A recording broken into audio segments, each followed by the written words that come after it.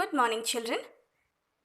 आज हम chapter 2 inside the earth और ज्योग्राफी को कंटिन्यू करेंगे। इनमें से कुछ पोर्शन आप लोगों ने कुछ हद तक पढ़ा है। मैं उन्हीं टॉपिक्स को दोबारा से आपको रिपीट करना चाहूँगी। सबसे पहले आता है लिथोस्फेयर। तो लिथोस्फेयर क्या होता है? लिथोस्फेयर होता है एक solid outer crust of rocks forming the surface of the earth called the lithosphere. The solid outer crust of rocks forming the surface of the earth called lithosphere. तो एक solid बाहरी cover होता है जो कि रॉक से बना हुआ होता है, वहीं on the surface of the earth उसी को ही हम लिथोस्फेयर कहते हैं। तो लिथोस्फेयर क्या होता है? वो सरफेस ऑफ द अर्थ जो कि रॉक से क्रिएटेड होता है और जो कि सॉलिड होता है, उसका आउटर क्रस्ट यानी कि उसका आउटर कवर, उसे हम लिथोस्फेयर कहते हैं। अब ये लिथो वर्ड का मीनिंग क्या होता है? अगर हम इसे दो हिस्सों में डिवाइड करें, लिथो का मतलब होता है रॉक या फिर स्टोन, और स्फेयर का मतलब होता है डोमेन। डोमेन का मतलब होता है एरिया। तो यानी कि rock area, litho means rock और स्फेयर मीन्स डोमेन यानी कि एरिया। और हम लिथोस्फेयर को हम रॉक स्फेयर के रूप में भी बता सकते हैं। अब लिथोस्फेयर की एवरेज थिकनेस कितनी होती है? तो लिथोस्फेयर की जो थिकनेस होती है वो करीबन 100 किलोमीटर्स की होती है, और इसकी थिकनेस ज़्यादा होती है कॉन्टिनेंट्स में तुलना में ओशंस के। ओशंस में इतनी ज़्यादा थिकनेस नहीं होती है जितनी कि कॉन्टिनेंट्स में होती हैं। और हम एज ह्यूमन बींग्स हम इसी अर्थ के लेयर में हम रहते हैं या अर्थ के कवर में रहते हैं, जिसे हम लिथोस्फेयर बोलते हैं। और हमें जितने भी लैंडफॉर्म्स का मतलब लैंड के जितने भी फीचर्स यानी कि जैसे माउंटेन्स, प्लेन्स, प्लेट्यूज एक्सेट्रा जो भी है, वो सारे के सारे लिथोस्फेयर के पार्ट होते हैं। और लिथोस्फेयर हम जैसे ह्यूमन बींग्स के लिए बहुत ज़्यादा इंपॉर्टेंट होता है। क्यों इंपॉर्टेंट होता है? क्योंकि हम ना ही सिर्फ यहाँ पे अपने घर बना सकते हैं, बल्कि इसी लेयर से हमें या इसी एरिया से हमें फूड की सप्लाई होती है। और इसी को और अच्छे से समझने के लिए हमें अर्थ के इंटरनल स्ट्रक्चर को समझने की ज़रूरत है, यानी कि internal formation of the earth को समझने की ज़रूरत है। तो लिथोस्फेयर बेसिकली क्या होता है? लिथोस्फेयर होता है एक सॉलिड आउटर क्रस्ट यानी कि सॉलिड बाहरी कवर जो कि रॉक से क्रिएटेड होता है on the surface of the earth, उसे हम लिथोस्फेयर कहते हैं। और लिथो का मतलब क्या होता है? रॉक, और स्फेयर का मतलब डोमेन यानी कि एरिया। लिथोस्फेयर को हम रॉक स्फेयर के तौर पे भी हम बता सकते हैं। और लिथोस्फेयर की थिकनेस कितनी होती है? 100 किलोमीटर की। और इसकी थिकनेस सबसे ज़्यादा कहाँ पे होती है? कॉन्टिनेंट्स में। ओशंस की तुलना में कॉन्टिनेंट्स की थिकनेस ज़्यादा होती है, और हम इसी लिथोस्फेयर के एरिया में हम रहते हैं। और जितने भी लैंडफॉर्म्स यानी कि लैंड के features, mountains, plains, plateaus etcetera, सारे पार्ट होते हैं लिथोस्फेयर के। और लिथोस्फेयर हम जैसे ह्यूमन बींग्स के लिए, हम जैसे इंसानों के लिए कैसे ज़रूरी है? क्योंकि हम यहाँ पे अपने घर बना सकते हैं और इसी लेयर से हमें फूड की सप्लाई होती है। कैसे फूड की सप्लाई होती है? यानी कि हम इसी लेयर में फार्मिंग कर सकते हैं, यानी कि इसी एरिया में हम फार्मिंग करके अपनी फूड की सप्लाई को बरकरार रख सकते हैं। अब हम आगे बढ़ते हैं interior structure of the earth पे, यानी कि अर्थ के अंदर के फॉर्मेशन के बारे में ज़्यादा जानते हैं। अब अर्थ 3 लेयर्स में बेसिकली डिवाइडेड होता है। लेयर्स यानी कि 3 परत में डिवाइडेड होता है। तो वो कौन कौन से होते हैं?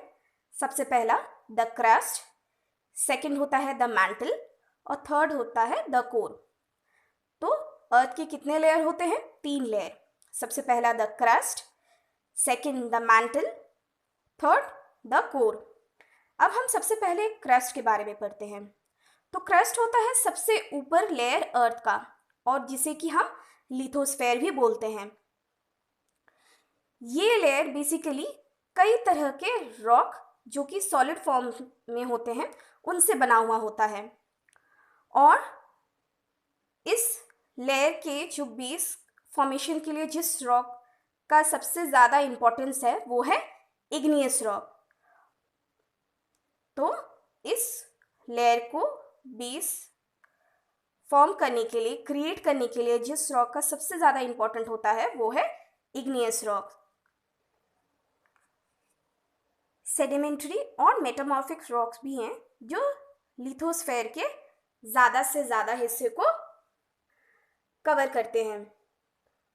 तो इग्नियस रॉक्स होते हैं जो इस लेयर के बेस की फॉर्मेशन करने में सबसे ज़्यादा इंपॉर्टेंट रोल प्ले करते हैं, और सेडिमेंट्री और मेटामॉर्फिक रॉक्स ज़्यादा से ज़्यादा एरिया को कवर करते हैं लिथोस्फेयर की। और इस लेयर की थिकनेस जो डिफर करती है 6 किलोमीटर से और 48 किलोमीटर के बीच तक के थिकनेस डिफर करती है, यानी कि अंतर होता है। और इसी के बेसिस पे और उसके क्रिएशन के बेसिस पे क्रस्ट को हम फर्दर दो हिस्सों में बांट सकते हैं। पहला हिस्सा है सियाल और सेकेंड हिस्सा है साइमा। तो क्रस्ट फर्दर जो दो हिस्सों में डिवाइडेड होता है, पहला हिस्सा है सियाल और सेकेंड हिस्सा है साइमा। अब हम इस फिगर में देख सकते हैं अर्थ का सबसे ऊपरी हिस्सा जो लेयर होता है वो क्रस्ट यानी कि लिथोस्फेयर होता है। उसके बाद आता है मैंटल, जिसके बारे में हम आगे पढ़ेंगे। उसके बाद आता है कोर। मैंटल होता है क्रस्ट और कोर के बीच का हिस्सा, और कोर फर्दर डिवाइडेड होता है आउटर कोर और इनर कोर में। अब हमने अभी कुछ देर पहले पढ़ा कि क्रस्ट दो हिस्सों में डिवाइडेड होता है। तो सबसे पहला हिस्सा होता है सियाल जोन, ये होता है अपर क्रस्ट यानी क्रस्ट का ऊपरी हिस्सा, उसे हम सियाल जोन कहते हैं। और ये दो इंपॉर्टेंट एलिमेंट से बना हुआ होता है ये जोन। कौन कौन से होते हैं वो दो एलिमेंट्स? सिलिकॉन और एल्युमिनियम। ये दोनों बहुत ही इंपॉर्टेंट एलिमेंट होते हैं इस जोन में, और इन दोनों एलिमेंट्स का इंपॉर्टेंस इतना ज़्यादा है अपर क्रस्ट में, इसी के वजह से इन दोनों एलिमेंट्स का प्रभाव इतना ज़्यादा है इस जोन में कि इसी के वजह से इसे सियाल जोन या लेयर बोलते हैं। अब जो निचला हिस्सा होता है क्रस्ट का उसे साइमा बोलते हैं। ये बना हुआ होता है सिलिकॉन और मैग्नीशियम जैसे एलिमेंट से, और इसकी थिकनेस होती है नियर अबाउट 40 किलोमीटर्स की। अब हम यहाँ पे देख सकते हैं फिगर में, ये क्रस्ट का ऊपरी हिस्सा सियाल और ये है साइमा जो निचला हिस्सा होता है। अब हम आगे बढ़ते हैं मैंटल में। तो मैंटल होता है, जैसे कि हमने इस इमेज में देखा कि मैंटल होता है क्रस्ट और कोर के बीच का लेयर, उसे हम मैंटल बोलते हैं। और कोर की एवरेज थिकनेस कितनी होती है? 2900 किलोमीटर की एवरेज थिकनेस होती है कोर की। तो अपर पार्ट जो होता है इस लेयर का उसे हम एस्थेनोस्फेयर कहते हैं, जैसे कि हम इस इमेज में देख सकते हैं। Upper part of this layer, इसे हम एस्थेनोस्फेयर कहते हैं। तो ये लेयर बेसिकली बना हुआ होता है मेटालिक मिनरल्स और सिलिकेट्स के द्वारा, और जो रॉक्स इस अर्थ के हिस्से में पाए जाते हैं वो या तो फिर प्लास्टिक या फिर मोल्टन के स्थिति में होते हैं। मोल्टन यानी पिघले हुए स्थिति में होते हैं। और क्योंकि हायर डेंसिटी होती है इस लेयर की तुलना में क्रस्ट की, तो इसी की वजह से लिथोस्फेयर को ऐसा माना जाता है कि वो तैरता रहता है एस्ट्रोनोस्फेयर के ऊपर।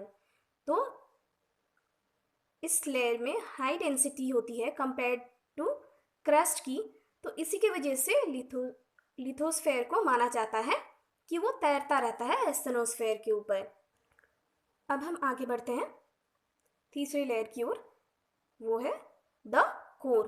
तो कोर को सेंटर पोजीशन होता है, जो कि अर्थ का सेंटर लेयर होता है, पोजीशन या फिर लेयर होता है, जिसे हम सेंट्रोस्फेयर भी कहते हैं।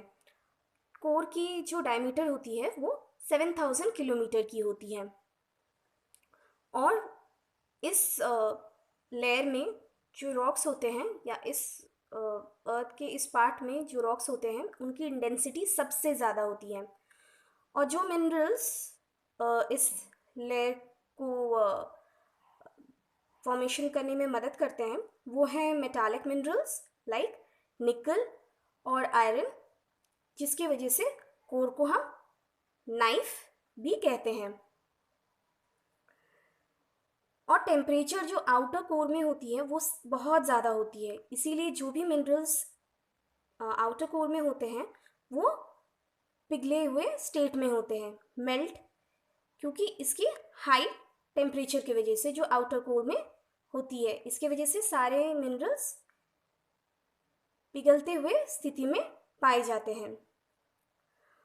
और ज़्यादा प्रेशर की वजह से जो रॉक्स जो सेंट्रल पार्ट में होते हैं कोर के, वो ज़्यादा से ज़्यादा सॉलिड फॉर्म में होते हैं, ना कि लिक्विड में। तो ज़्यादा प्रेशर की वजह से जो रॉक्स सेंट्रल पार्ट में पाए जाते हैं ऑफ द कोर में, वो ज़्यादा सॉलिड के रूप में पाए जाते हैं, ना कि लिक्विड के तौर पे।